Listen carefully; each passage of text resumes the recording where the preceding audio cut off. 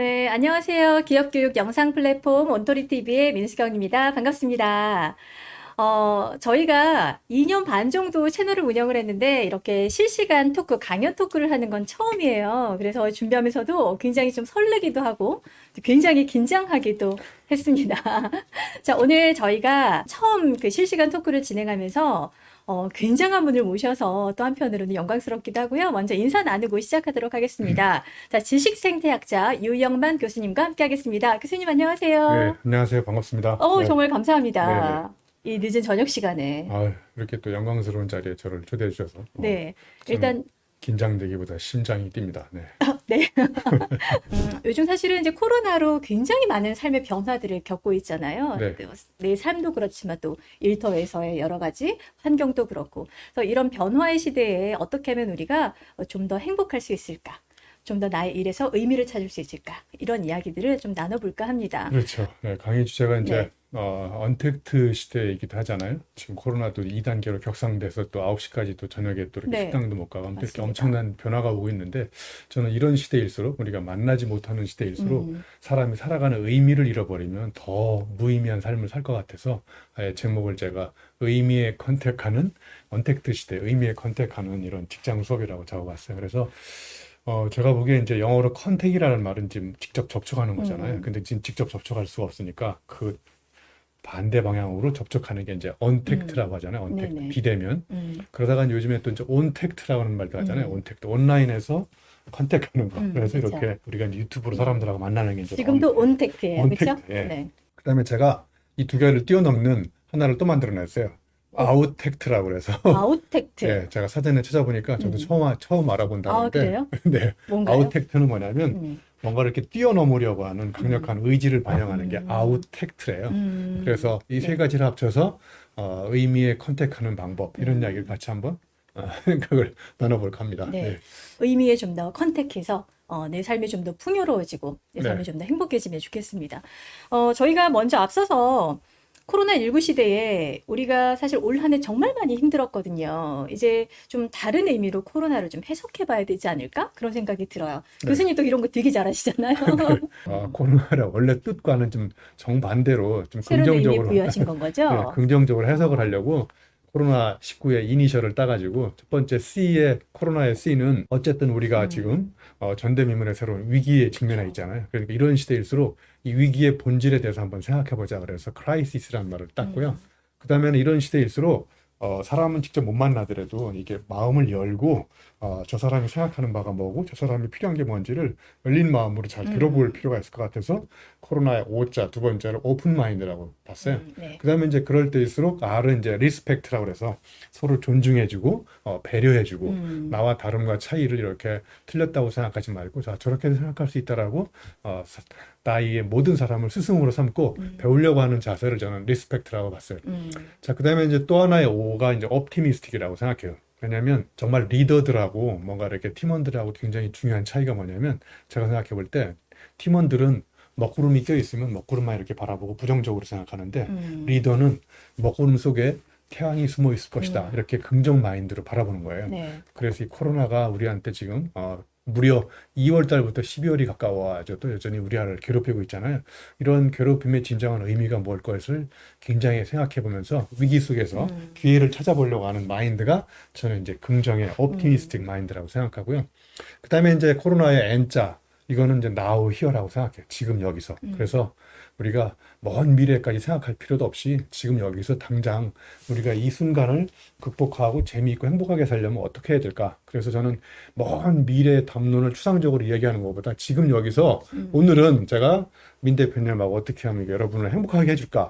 그래서 지금 여기서의 now here를 음, 생각해 봤고요.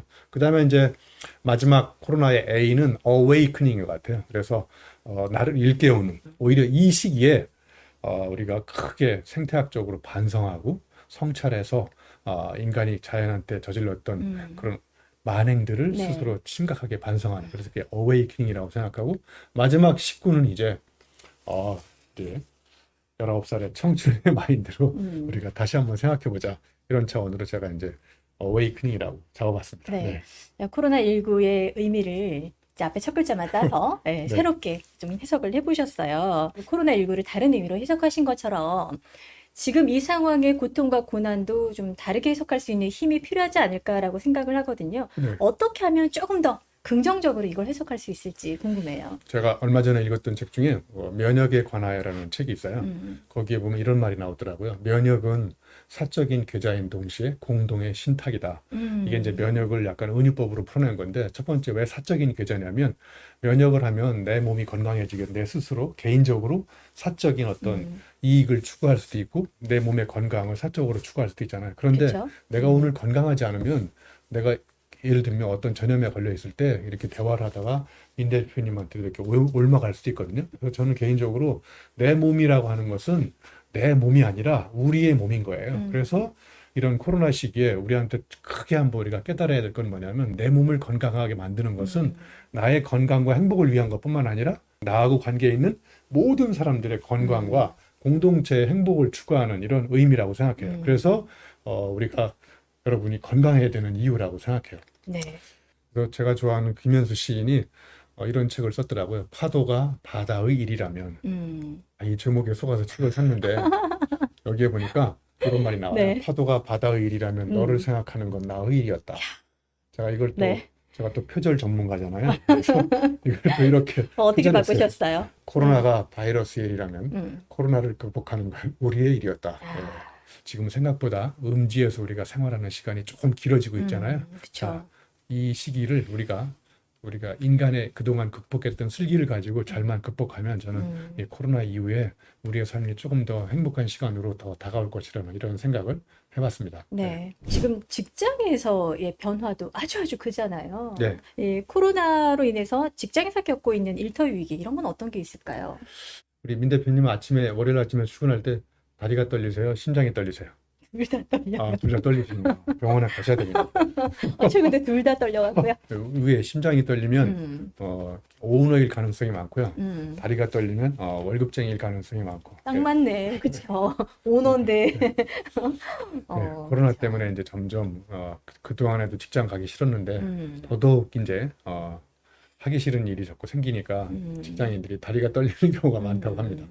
그다음에 이제 코로나가 와서 네. 이제 와서가 아니라 그 전부터 제가 보기에 우리가 점점 더 힘들었던 게 뭐냐면, 생각하는 시간이 많아지면서 나가서 행동하고 실천하는 시간이 점점 없어지는 거예요. 그렇죠. 그러니까 이제 몸을 움직이고 실천하는 시간보다 생각하고 고민하는 시간이 많아지는 것이 저는 삶의 위기이자 직장의 위기라고도 생각하고, 점점 어느 순간부터 사람들이 내 이야기를 하는 시간보다 남의 이야기를 하는 시간이 많아요. 나의 이야기보다는 세상의 이야기, 그다음에 세상이 어떻게 변화가고 그 이야기가 나한테 어떤 의미를 미치는지 이런 것들을 자꾸 보게 되고, 그다음에 점점 호기심이 없어지고, 호기심이 없어진다는 얘기는 이제 물음표가 없어진다는 거거든요. 그러니까 뭔가 궁금한 게 이제 몇 가지로 한정돼 있고, 예전과 다르게 좀 이렇게 색다른 데 관심을 갖게 되는 것도 점점 네. 축소가 되고, 그래서 이 코로나 위기를 어떻게 극복할 것인지에 대한 저마다의 위치에서 고민하는 시간은 많아지지만, 그거 이외에 다른 것들을 이렇게 폭넓게 관심을 갖고 시작하는 거는 별로 없어지는 것 같아요. 이럴수록 이제 어제 했던 일들을 반복하게 되고, 그러면서 이제 색다른 일에 도전하는 기회가 점점 없어지게 되고, 그리고 또 이제 예를 들면 이게 이런 모든 문제들이 나한테 발생했다, 내가 잘못해서 됐다라기보다 어떻게 생각하냐면, 자꾸 문제의 원인을 바깥에서 찾는 것 같아요. 그러니까 내 탓이라고 생각하지 않고 너 때문에, 그다음에 그 박쥐 그놈 때문에 뭐 이렇게 코로나가 왔다든지 자꾸 이렇게 생각하는 경우가 많아지는 것 같아서 좀 안타깝습니다. 네. 우리가 이제 직장에서도 이전과 다른 방법으로 살아가야 되는 그런 세상이 된 것 같아요. 그래서 좀 다르게 생각하고 다르게 행동하면서 몰입할 수 있는 방법 어떤 게 있을지 좀 살펴보면 좋을 것 같은데요. 우리가 항상 이 동일한 걸 반복을 하잖아요. 근데 이제 그렇게 할 게 아니라 다름의 차이를 좀 반복하면 좋겠다라는 생각이 들거든요. 네. 어떻게 하면 좋을까요? 일단 직장인과 장인의 차이를 알아야 될 것 같아요. 한 글자 차이잖아요, 이것도. 일단 직장인은 자기 일을 사랑할까요? 사랑하지 않을까요? 장인하고 직장인의 두 사람을 비교해 봤을 때 네네. 자기 일을 사랑하는 강도가 또 누가 더 높을까요? 강도가. 장인이 더 높을 것 장인이 더 같아요. 높겠죠. 네. 사랑하는 사람들의 굉장히 중요한 특징이요. 사랑하는 사람들의 큰 특징. 특징은 질문이 많아요. 아, 그렇지. 어디야? 뭐 했어? 뭐 먹었어? 밥 먹었냐? 네, 다섯까지 잘 잤냐? 뭐 아침에 출근은 잘했냐? 뭐 맞습니다. 처갓집의 땅은 얼마나 되는지 이런 거 다 궁금하지 않습니까? 그런데 음, 이제 사랑이 식으면 어떻게 되냐면 궁금하지가 않아요. 그래서 맞아요. 사랑의 끝은 이제 질문이 없어져 버리는 아, 거거든요. 그러니까 사랑하고 질문은 사실은 두 가지 능력이 아니고 사랑과 질문은 같은 능력이에요. 그렇네요. 사랑하면 질문이 그렇네요. 많아지잖아요. 그죠? 그렇네요. 질문이 많다는 건 사랑한다는 거고 이걸 직장인과 장인에 대입해 보면 직장인은 자기 일을 사랑하지 않기 때문에 질문이 없어진 사람이에요. 장인은 자기 일을 사랑하기 때문에 질문이 엄청나게 많아진 사람이에요. 예? 그러면 질문이 많다는 얘기는 이렇게 하는 거예요. 이걸 조금 더 잘하는 방법은 뭐지? 그다음에 어제와 다른 방법은 또 없을까? 이것 말고 다른 방법은 더 좋은 방법은 없을까? 왜 나는 이것만 생각하지?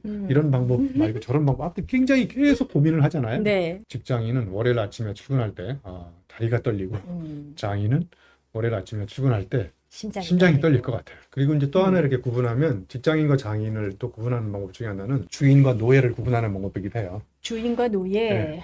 직장인은 몸과 마음이 분리돼 있어요. 그러니까 몸은 여기 있는데 마음은 어디가 있어요?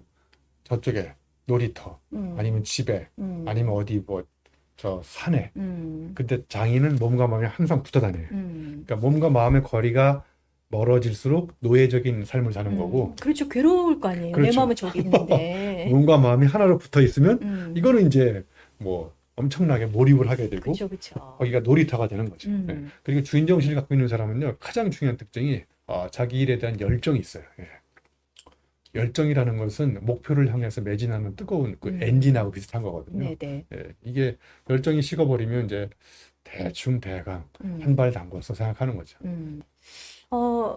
뭐 주인 정신을 갖고 주인공으로 일하면 장인 정신을 가질 수 있다. 뭐 이제 이런 말씀으로 저희가 이제 해석을 하면 될 것 같아요. 혹시 그럼에도 불구하고 조금 더 구체적으로 액션할 수 있는 어떤 방법이 좀 있을까요? 여기 우리 민 대표님 스태프진들한테 제가 질문을 드려볼게요. 네. 예. 질문 갑니다. 네. 첫 번째, 당분간은 다니실 거죠, 여기. 갑자기 좀 불안해져요. 네. 두 번째 질문. 자, 우리가 앞으로 살아갈 나이가 몇 살까지 살 수 있는지, 즉 남은 나이가 몇 살인지 혹시 아는 사람 모르셨다. 예. 그러니까 오늘 제가 문 대표님하고 이렇게 토크하는데 이게 너무 감동적이라 듣다가 죽을 수도 있거든요. 그러니까 우리는 언제 죽을지도 모르는 거예요. 그런데 당분간 다녀야 되고. 그러면 어차피 당분간 다닐 거면 다리 떨고 막 이렇게 인상 찡그리고 막 틀에 박힌 일 반복하지 말고 자, 오늘은 내가 회사 가는 날이 마지막 날이다. 뭐 예를 들면 오늘이 가장 젊은 날이거든요. 그럼 오늘 가서 내가 친구들하고 재밌게 하는 방법은 뭘까? 어제와 다르게. 그런 걸 하나씩 늘 재미거리를 갖고 와서 회사에 와서 재밌게 놀다 간다. 어차피 다닐 거잖아요. 당분간. 그냥 아침에 출근할 때 물음표 하나만 좀 띄워도 좋을 것 같아요. 오늘은 그렇습니다. 뭘 다르게 해볼까? 네. 라는 물음표 하나만 좀 띄워봐도 좋을 것 같습니다. 이제 일하는 방식은 물론이고 사고방식이나 패러다임도 좀 이렇게 변화가 좀 필요할 것 같아요. 네, 뭐 근본적으로 많이 필요하긴 한데 일단 저는 이렇게 생각해 봐요. 자, 코로나가 우리가 예측했던 재난일까요? 예측 못했죠. 네, 그리고 네. 민 대표님도 이제 2020년이 거의 이제 하반기 다 끝나가고 있는데 상반기, 전반기 2020년 초반에 작년에 세웠던 계획들이 계획대로 되는 게 많은가요? 계획대로 안 되는 게 많은가요? 뭐 사실 올해 같은 경우에는 정말 예측 불가의 상황들이 이렇게 뻥뻥뻥 터졌기 때문에 네. 거기에 맞춰서 가느라고 정말 정신없이 네. 살았던 것 자, 같아요. 그러면 이제 우리가 이렇게 생각해 봐야 돼요. 지금까지는 네. 많은 것들을 계획을 세웠었고, 그다음에 목표를 세우고, 결과 중심으로 일했었는데, 그렇죠. 이런 패러다임들을 필요 없다가 아니라, 이제는 계획이 없었던 일, 계획대로 안 되고, 그리고 목표대로 안 되고, 그럴 때 우리는 어떻게 해야 될까? 이런 거를 우리가 코로나 시대와 함께 더불어서 생각해 봐야 될 것 같아요. 그래서 정말 우리가 목표를 달성하고 그런 걸 토대로 우리가 네네. 뭔가를 결과를 만들어내는 노력도 필요하지만, 목표를 달성하는 과정에서 우리가 다 같이 어제와 다른 방법을 행복한 방법을 느끼는 건 뭘까? 그러니까 과정의 아름다움이 결과의 아름다움을 가져가는 거예요. 그래서 우리가 이렇게 이 계획을 세워서 어떤 결과를 달성하려고 하는데 갑자기 코로나가 지금 2단계, 뭐 그렇죠. 극단적으로 3단계 막 이렇게 펼쳐지면 또 우리가 했던 게 못할 수 있잖아요. 그러니까 그 목표로 가는 과정을 즐기자는 거예요. 제가 좋아하는 영화 중에 리스본행 야간 열차라고 있는데 거기에 보면 인생 최고의 감독은 우연이다. 예.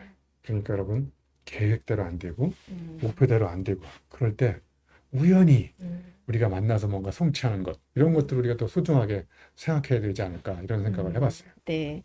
지금 우리 이 순간도 사실은 과정인 거예요. 그렇죠? 맞습니다. 네. 이 모든 순간순간들이 과정이기 때문에 이 과정 자체에 몰입하고 내가 그 안에서 행복감을 느끼지 못하면 결과로 가는 그 지점까지 얼마나 괴로울까라는 생각이 들거든요. 여러분 이걸 잘 해석하셔야 되는데, 목표가 필요 없다가 아니라 음, 사람을 불행하게 만드는 가장 강력한 주범이 오로지 목표 중심으로 살기 때문에 불행한 거예요. 목표를 달성하는 과정에서 정말 느끼고 오감을 열어놓고 행복하게 지내도 시간이 부족한데, 그 목표를 달성하는 목표를 중심으로 가다 보니까 목표 달성 과정이 싹 사라지고, 그러니까 이제 디지털 코드인 거죠. 출발지와 목적지만 존재하고 출발지에서 목적지로 가는 과정이 싹 사라져버린 이런 삶이 우리의 삶을 좀 불행하게 만든다고 생각해요. 순간순간 좀 누리세요. 네. 네, 누려야 될 것 같아요. 자, 저희가 지금 이제 장인이 될 수 있는 방법, 그리고 내가 내 업에서 가치를 찾고 의미를 찾을 수 있는 방법 이야기를 나누고 있습니다.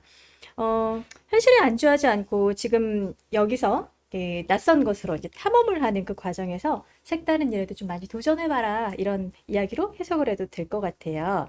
근데 교수님이 또 이와 관련해서 또 되게 또 막 연구 많이 하셨을 것 같거든요. 네. 뭐 저의 일상이 연구하는 거니까. 음, 첫 번째 제가 여러분하고 나누고 싶은 이야기는 이런, 여러분 파울로 코엘료라고 연금술사 네네. 진 사람 아시잖아요. 네.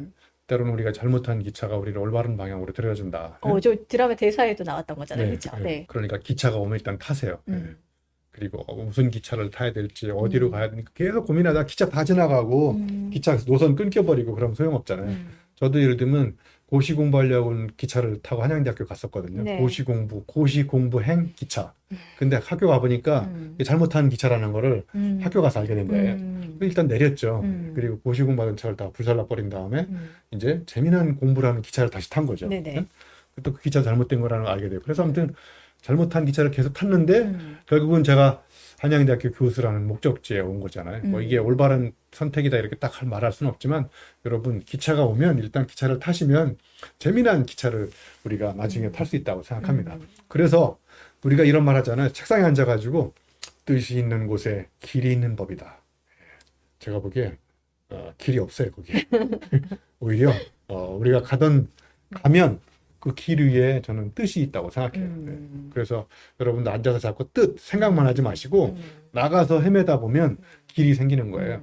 그래서 제가 좋아하는 시인 중에 이름이 생각이 안 나는데, 자꾸 앉아서 어떻게 할 것인지 방법만 고민하다가 세월이 다 간다는 거예요. 그런데 일단 나가서 막 이리저리 하다 보니까 오히려 책상에 앉아서 생각했던 전혀 다른 방법이 언제 생각나냐면 실행하면서. 아까 파울로 콜레지 기차 타고 가면 잘못한 기차 타고 가고. 네. 그러니까 책상에 앉아서 생각하면 머리가 하나잖아요. 머리. 네. 하나기 때문에 생각이 하나밖에 안 나오는데 저기 나가서 손발을 움직이면 손가락이 10개잖아요. 발도 10개, 발가락도 10가지고. 그러니까 10개 아이디어가 나온다고 말해주신 분이 바로 돌아가신 신영복 교수님이세요. 네. 이분은 정말 대단한 통찰력을 갖고 계신 것 같아요. 그래서 우리 신영복 교수님처럼 통찰력을 얻으시려면 교도소는 다녀오셔야 되지 않을까. 제가 항상 마음속에 품고 있는 것 중에 하나가 길이 없으면 만들면 되지.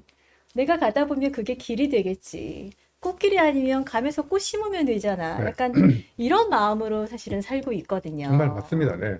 사람들이 이렇게 주고받아요. 꽃길만 걸으라고. 그건 정말 욕이에요, 욕. 세상에 꽃길이 어디 있습니까? 예? 탁탁물 길이고, 예. 너무나 이렇게 정년될 길 위에는 꽃이 안 자라요. 예? 그 누가 심어놓은 개를 뒤따라가야 그게 꽃길이 되는 거잖아요. 네. 그러니까 모든 길은요, 앞에 있지 않습니다. 어디 있어요? 뒤로 생겨요, 뒤로. 온담 커뮤니케이션, 온토리 TV가 걸어가는 길은 이렇게 누가 걸어가지 않는 길을 가시려고 하는 거잖아요. 예? 미치겠어요. 그런데 이 뒤로 길이 나오는 거예요. 사람들이 길이라고 생각하는 거는 누군가 걸어간 길을 쫓아가는 거예요. 근데 맞습니다. 사실 진짜 맞습니다. 길은 그러네요. 앞에 있지 않고 뒤로 생기는 겁니다. 그러니까 그 사람이 걸어가는 길이 바로 내 삶인 거예요. 그래서 이제 제가 아까 우리 민 대표님이 질문하신 인문학적 사유로서 우리가 세상을 넓혀갈 수 있는 길에 대한 몇 가지를 한번 말씀을 주셔달라고 그랬는데, 드려달라고 그랬는데, 첫 번째는 제가 철학자 중에 들레지라는 사람을 굉장히 좋아해요. 네. 들레지를 왜 좋아하냐면 여기저기 들리기 때문에 들레지라고 그랬어요. 그럴 줄 알았어요, 교수님. 이 사람이, 아니, 이 사람은 철학이 유목 철학이에요. 오. 유목적 사유를 즐기는 사람이에요. 이 들레지하고 친구가 누구냐면 데리다. 여기저기 데리고 다니는 사람이 데리다. 아무튼 제가 강의 때 가장 많이 쓰는 철학 개념 중에 하나가 아장스망이라고. 자, 이런 위기 시대에 우리가 낯선 사유를 하려면 한마디로 얘기하면 아장스망을 바꿔야 된다. 아장스망. 예, 아장스망이 뭐냐면 영어로 번역하면 네. 어레인지먼트라는 뜻이에요. 배치. 예? 예, 그러니까 내가 오늘 집에 갔는데 집사람이 있으면 아장스망이 안 바뀐 거예요. 근데 집사람이 집에 없어 그러면 아장스망이 바뀐 거예요. 네네. 막걸리를 먹을 때 막걸리 비 오는 날 파전 먹잖아요. 그럼 이 배치가 막걸리 비 오는 날 파전. 그러면 이렇게 먹는 놈들은 막걸리에 대한 생각을 전혀 바꿀 수가 없어요. 어떻게 먹어야 돼요? 그러니까 막걸리를 이제 앞으로는 새벽에 먹어야 돼. 아침에 일어나자마자 빈속에 한 3병 드시는 거예요. 저 일요일 날 낮에 먹었어요. 낮에 먹지 말고 낮에 낮도 안 돼요? 새벽에 새벽에? 먹고 출근을 못했던 이런 아픔이 있으면 이게 막걸리의 이제 아장스망이 바뀐 거죠. 막걸리가 세계 최초로 새벽과 만나가지고 마시고 출근을 못했던 그러면 그때 인간은 낯선 사유를 하겠다. 낯선 사유를 할 수 있다. 이게 들레지가 얘기하는 아장스망. 이런 진짜 해보고 싶은데 이제. 네. 그리고요. 또 하나는 이제 생물학자들이 얘기한 건데 벨트와 운벨트라는 단어가 있어요. 네. 이게 뭐냐면 풍뎅이가 평생 살았던 동네가 요 움막이야, 웅덩이. 얘는 평생 여기만 살았기 때문에 얘가 생각하는 세계는 여기가 전부라고 생각하는데 그쵸. 어느 날 갑자기 태풍이 와가지고 바람에 날려갔어, 저쪽으로. 날려갔더니 난생 처음으로 이상한 새로운 세상이 있다는 걸 알게 된 거예요. 자, 그러니까 운벨트는 내가 살아가는 삶의 행동 반경을 바꿔서 다른 세계에 가보면 그때 비로소 내가 갖고 있었던 눈이 아닌 다른 눈으로 세상을 다르게 볼 수 있다는 거예요. 그러니까 여러분도 내가 예를 들면 분당 판교에서 1년 365일 계속 살면 내 사유가 바뀌지 않는다는 거예요. 그러니까 제가 자꾸 왜 킬리만자로도 올라가고 물론 죽을 뻔했지만 사하라 사막에 가고 막 이런 이상한 데를 자주 가는 이유도 운벨트를 바꿔서 내 사유를 자꾸 바꿔내기 위해서 자주 가는 거예요. 그리고 제가 좋아하는 이제 롤랑 바르트라고요. 네. 굉장히 사진 예술 철학자이기도 한데 이 친구가 이제 푼쿠툼과 스튜디움 이런 단어를 만들었는데 아주 쉽게 구분하면 스튜디움은 이렇게 사진을 볼 때 틀에 박힌 방식으로 보는 거예요. 익숙한 네. 방식으로. 근데 푼쿠툼은 사진을 딱 보는 순간 전혀 예상치 못했던 이미지 어떤 구성 요소가 나한테 팍 달려와가지고 내 머릿속에 깊은 홈을 만드는 거야. 그러니까 삶의 상처를. 그러니까 상처가 안 생기면 사람은 새로운 사유를 하지 못한다는 거예요. 이 사람의 생각인 거예요. 그러니까 자주 낯선 곳에 가서 자꾸 이렇게 마주침을 맞아야 돼. 침. 아침. 이 침. 아, 네. 마주침을 맞으면 네. 깨우침, 뉘우침, 가르침 이런 침이 계속 생기는 거예요. 침 시리즈 한번 좀 올려주세요. 네. 마주침. 네, 그다음에 이제 마지막은 조금 어려울 수도 있는데 네. 생물학자가 얘기하는 이제 마투라나라고요. 이제 구조 접속이라는 단어예요. 구조 접속. 네, 이게 좀 단어가 어려운데 그냥 네. 쉽게 구분하면 이런 거예요. 제가 중학교 때까지 시골에서 수렵, 어로, 채취, 농경 생활했거든요. 그때는 제 신체 구조가 농사 짓는 신체 구조로 바뀌어 있었어요. 그래서 농업 환경과 내 신체 구조가 접속을 해서 농사 짓는 데 맞게끔 내 신체가 바뀐 거야. 머리, 사고 구조도. 그러다가 이제 고등학교 가서 용접을 했잖아요. 네. 이 용접하는 자세가 또 신체 구조가 안 맞아. 그래서 내가 이제 계속 연습을 해가지고 내 신체를 용접하는 자세에 맞게끔 구조 접속을 시킨 거예요. 네. 그러다가 또 이제 어렵게 공부를 하기 시작했잖아요. 그러니까 책상에 앉아서 또 오랫동안 막 글 쓰고 이런 신체 구조가 또 안 생긴 거야. 그때 이렇게 바뀌고. 그러니까 환경이 바뀌면 바뀐 환경대로 내 신체 구조를 바꿔서 환경하고 계속 상호작용을 해가지고 뭔가 시너지를 만들어내는. 그러니까 여러분 신체도 자꾸 한 가지 일만 계속하지 마시고, 자, 예를 들면 오른쪽으로만 엘리베이터 단추 누르지 마시고 이번에는 새끼손가락으로 이렇게 가끔 이렇게 발가락으로 이렇게 아무튼 이렇게 자꾸 이상한 신체 구조 변화를 일으켜야 생각이 바뀔 수 있다. 이런 이야기를 이 어려운 사람들이 자꾸 어려운 개념을 써가지고 말은 어려운 얘기를 했던 것 같아요. 뭐 행복에 관한 이제 뭐 6가지 화두에 대해서도 좀 이야기를 해주실 텐데, 하나씩 좀 만나볼까요? 네. 결국 이제 지금까지 우리 민 대표님하고 여러 가지를 이야기했지만 결국 우리가 이 코로나 블루 시대에 위기 시대에 결국은 어떻게 하면은 이 위기를 극복하고 완전히 극복은 안 되겠지만 그러면서 위기를 극복하는 이 순간에도 우리가 행복하게 살려고 하는 방법을 같이 한번 얘기해 보는 거잖아요. 네네. 그래서 정말 우리가 살려고 행복해지려면 소유하는 것보다는 경험을 중시해야 된다고 생각해요. 최인철 교수가 쓴 굿 라이프라는 책에서도 제가 많이 배웠는데 이게 이런 거예요. 자, 명품을 사는 순간은 행복하지만 네. 또 다른 명품이 나올 때까지 또 심리적으로 계속 또 돈도 많이 벌어야 되잖아요. 디자인이 바뀌면 또 사야 되고 조금 부어요. 조건 보아야 되고. 그런데 제가 예를 들면 사하라 사막 갔다 오는데 한 700만 원 들었거든요. 2012년도에. 그 700만 원을 투자해가 사하라 마라톤을 뛰는 경험을 산 거예요. 저는 지금도 아직 사하라에서 마라톤 뛰었던 그 아름다운 추억, 일몰이 넘어가는 바다, 불바다처럼 막 모래사막이 그렇게 변하는 이런 경험들은 아직도 저를 굉장히 행복하게 만들어요. 제가 되게 어렸을 때인데요. 뭐 지금 생각해보면 어렸을 때죠. 23살? 그때 제가 그 내몽고를 여행을 한번 한 적이 있었거든요. 와, 내몽고. 네. 네. 그 친구들이랑 저 비포장도로를 막 달달거리면서 한 5시간 정도 달렸더니 저 뱃속이 내장이 아픈 거예요. 너무 흔들려가지고. 진짜 여기 아파서 이렇게 움켜쥐고 갔거든요. 딱 도착해가지고 그 초원에 딱 떨어졌는데 한 바퀴를 삥 돌고 나니까 방향 감각을 잃어버려요. 세상이 그냥 쫙 펼쳐져 있는데 이 풀이나 저나 다를 게 없는 거예요. 그러면서 그 순간에 탁 들어왔던 인사이트가 나 별것 아니네. 네. 어, 엄청난 그렇게 네. 아둥바둥할 필요 없고 그냥 의연하게 그냥 프랑포기처럼 의연하게 살아도 되겠네.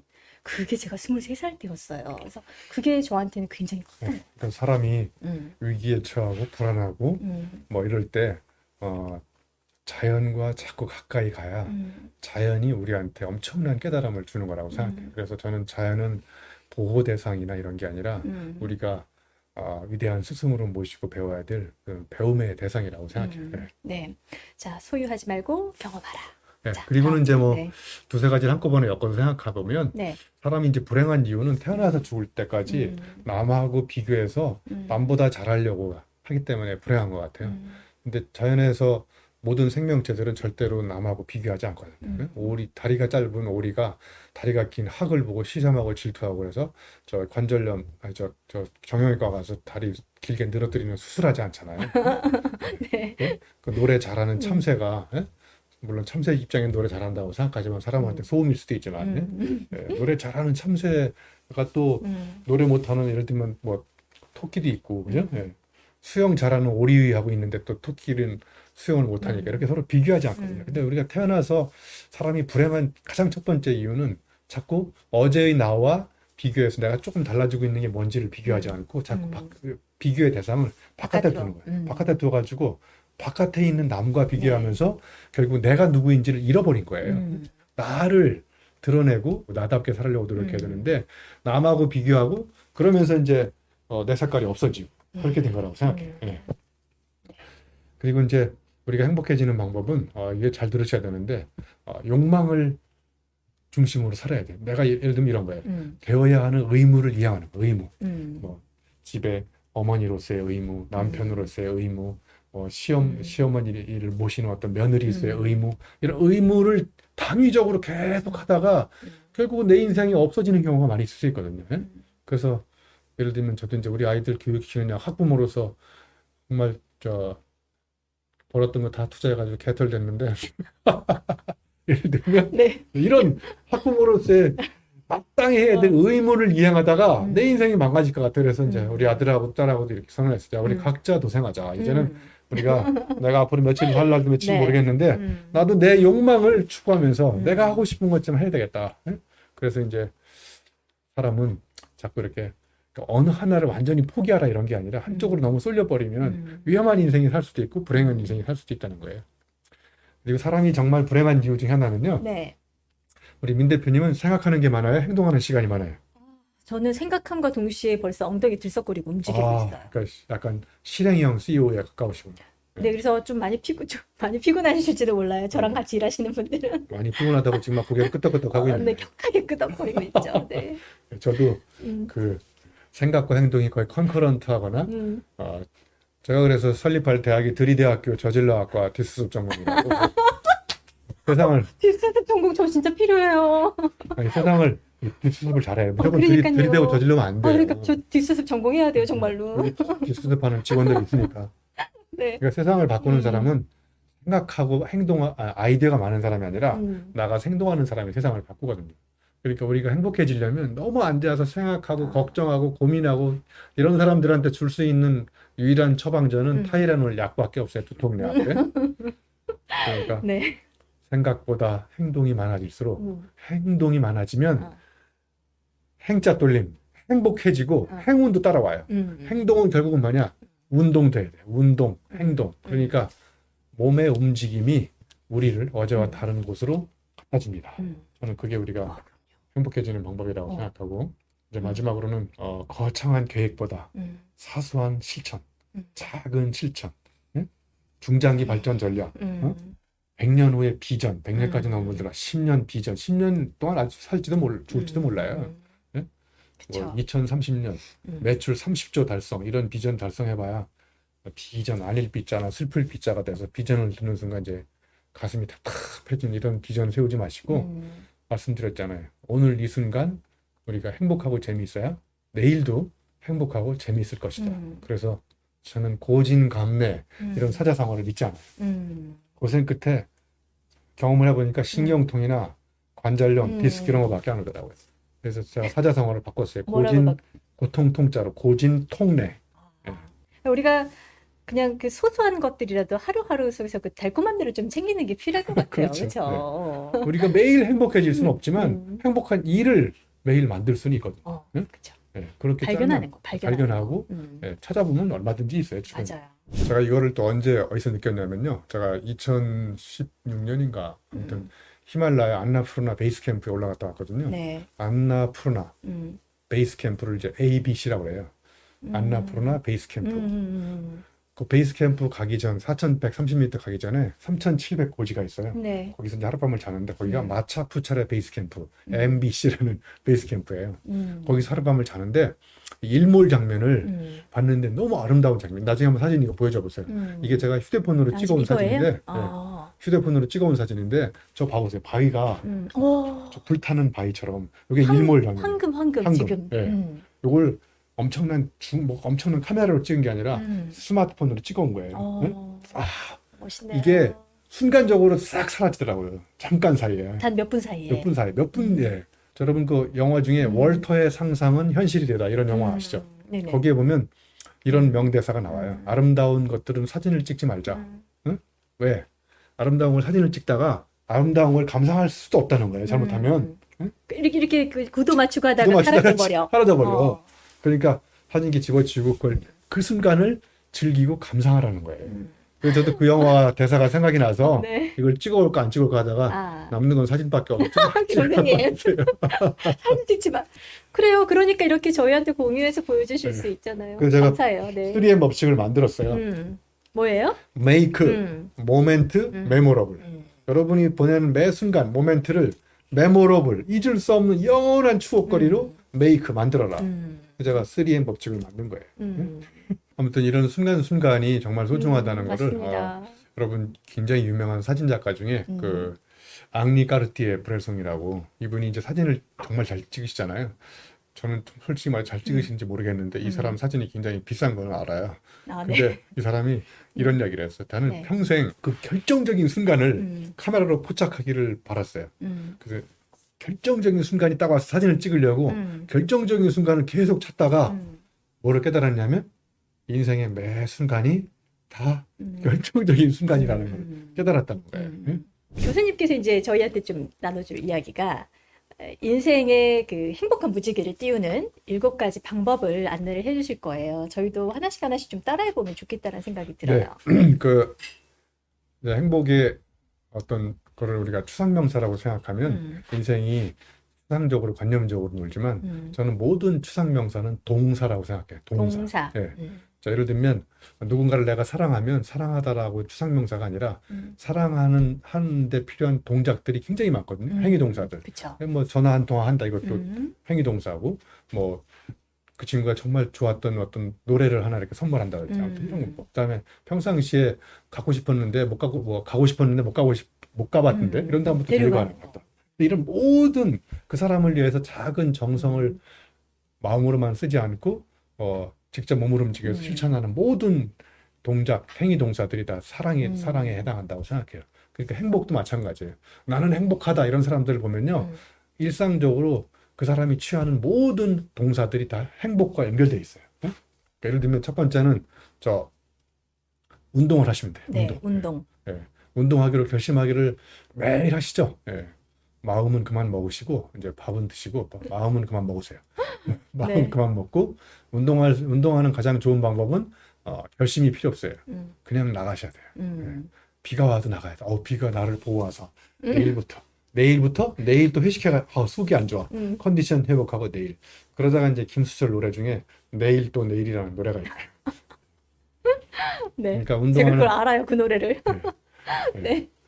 운동하기 가장 좋은 확실한 방법은 생각을 하기 시작하면 운동을 안 해도 되는 10가지 이유를 생각하면서 합리화를 시켜요.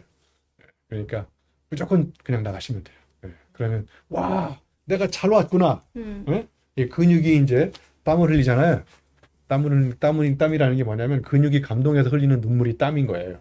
두 번째는 아까도 말씀드렸듯이 책을 읽으시면 그냥 읽지 마시고 여러분의 심장을 울리는 인두 같은 문장을 자꾸 메모하세요. 저는 이렇게 비밀 문장 노트가 있어요. 그래서 지난 8월 달에 질러가서 그건 통째로 다 잃어버리기도 했지만 다시 또 그러니까 디지털 에버노트나 뭐 메모장 쓰셔도 좋고 사람에 따라서 저는 아직 아날로그 그래서 이렇게 손으로 끄적끄적거리는 손의 필적을 따라가면서 여기에 소해내는 이 문장들을 따라가다 보면 자꾸 이렇게 기억도 오래되고 그러니까 참 그냥 읽지 마시고 네.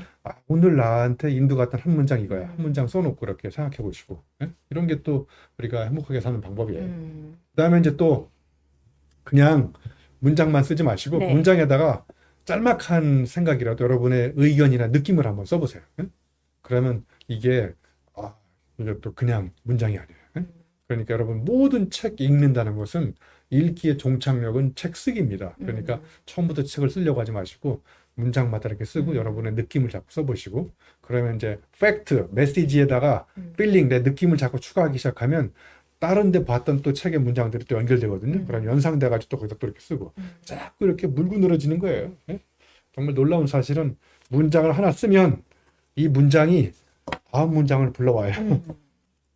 근데 이렇게 하얀 백지를 놓고 뭘 쓸까를 고민하면 머리도 하얘져요. 예? 그러니까요.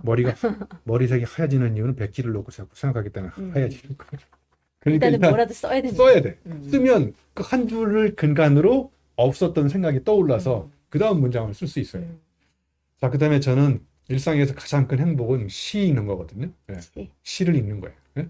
오늘도 제가 시를 중간중간 이렇게 보여드렸잖아요. 네네. 정말 짤막한 시 구절 속에서 인생이 담겨 있고 힘들었던 삶을 따뜻하게 위로해 주는 거잖아요. 그래서 맞아요. 여러분 시를 많이 읽으시고 그 다음에 이제 코로나 때문에 많은 사람들 모이는 데는 갈 수 없지만 아까도 말씀드렸듯이 소수 모임에 가서 자 일단 가까운 친구 집에 있는 부모님, 형제들과 하면 또 싸울 수도 있지만 바깥에 나가서 가까운 친구들과 책 하나 읽고 시 하나 읽고 그걸 이렇게 나누는 1대1 모임을 한번 해보세요. 그러면 독서의 완성은 마지막 책을 딱 덮는 그 마지막 페이지를 덮는 순간이 아니라 읽고 나서 기록하고 느낀 점을 가지고 가서 야, 너는 이렇게 생각하는데 나는 이렇게 생각하는데 너는 어떻게 생각하냐 이렇게 서로 이렇게 의견을 주고받은 모임을 하다 보면 두 사람이 만나면 한 권을 2번 읽은 효과가 그렇네요. 나타나기도 합니다. 그렇네요. 네. 똑같은 책이지만 네. 서로 느끼고 또 다가오는 어떤 인사이트들이 다를 테니까 2권을 읽는 것과 마찬가지가 될 것 같네요. 네. 네.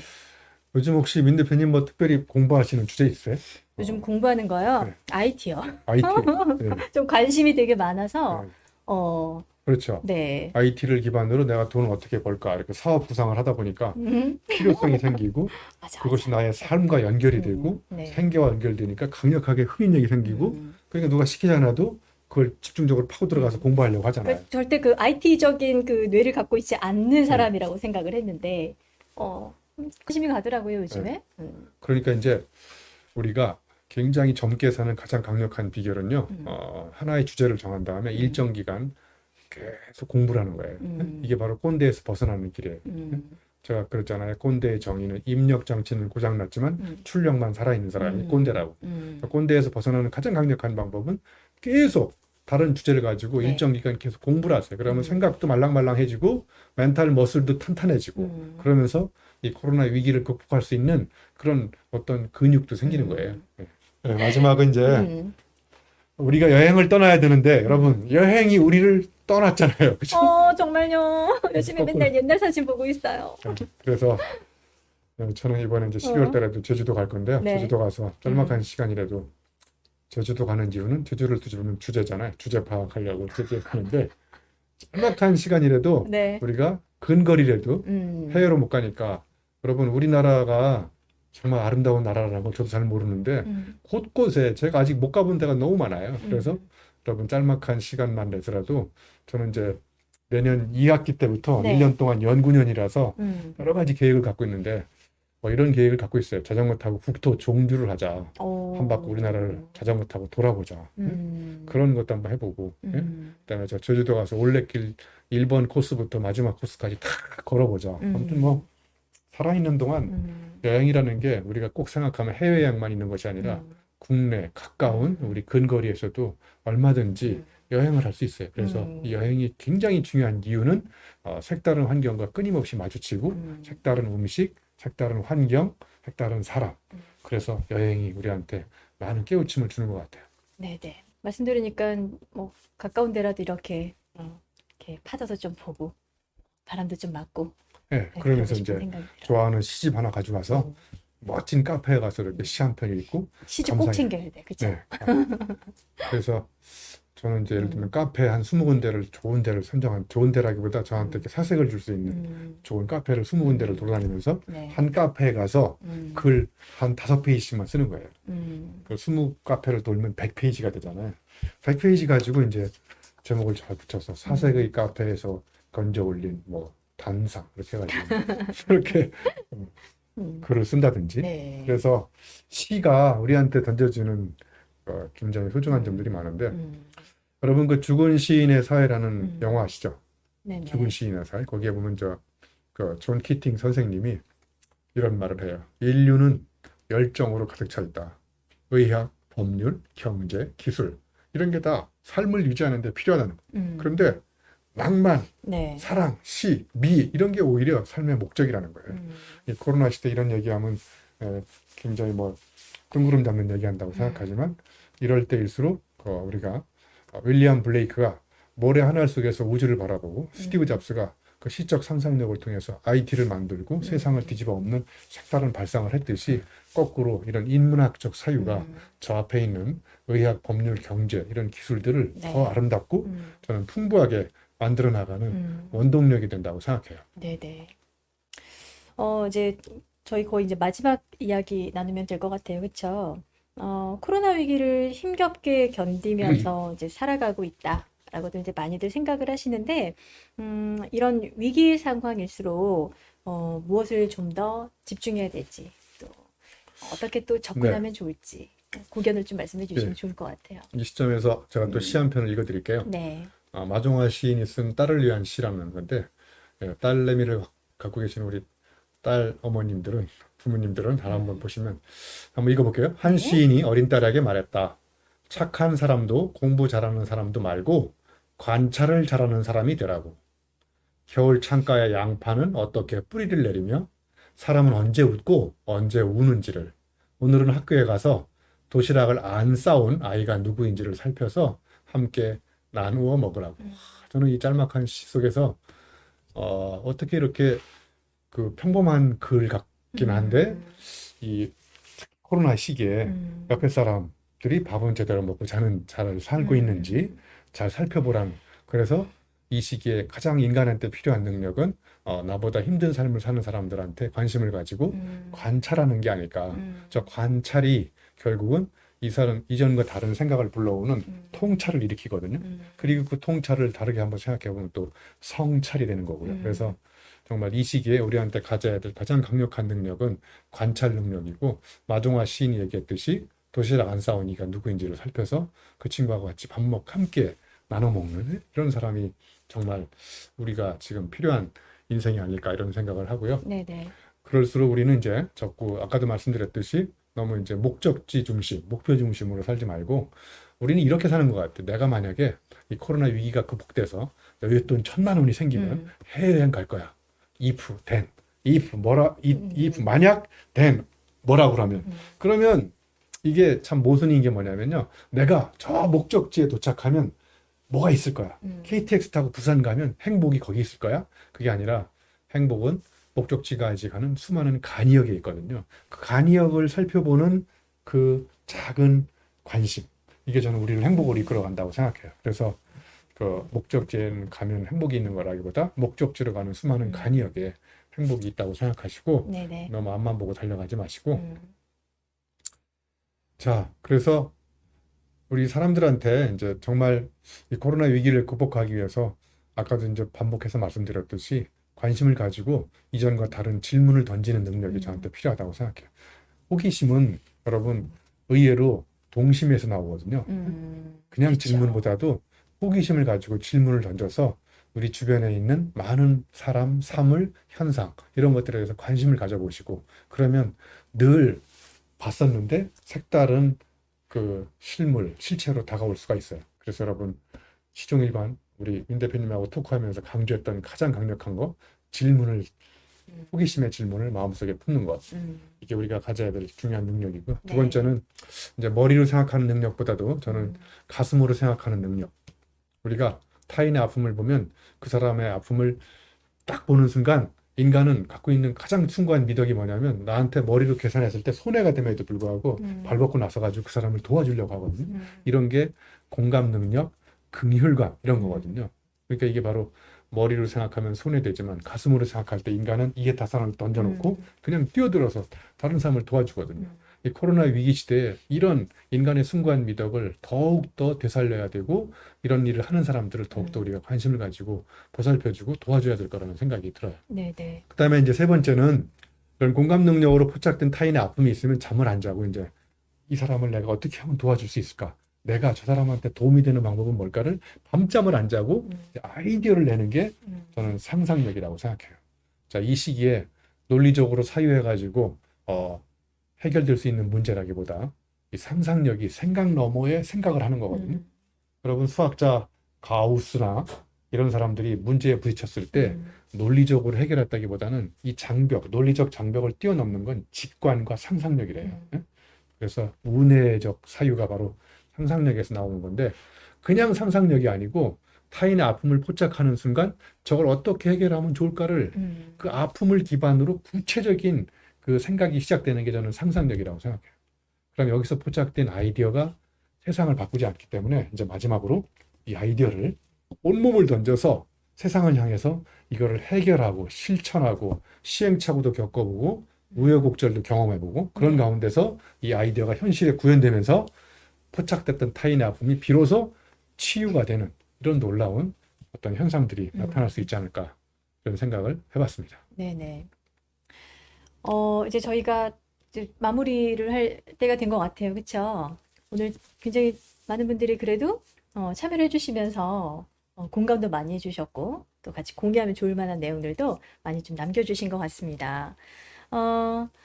이제 마지막으로 좀 메시지를 좀 남겨주셔야 될 것 같아요, 교수님. 네, 메시지를 계속 남겼는데 또 남겨달라고 해서 이제 제가 진짜 마지막 메시지. 이걸 대비하기 위해서 네, 제가 오늘 이런 캘리를 써갖고 왔어요. 네네. 제 글씨인데 직접 쓰신 거죠? 네, 네.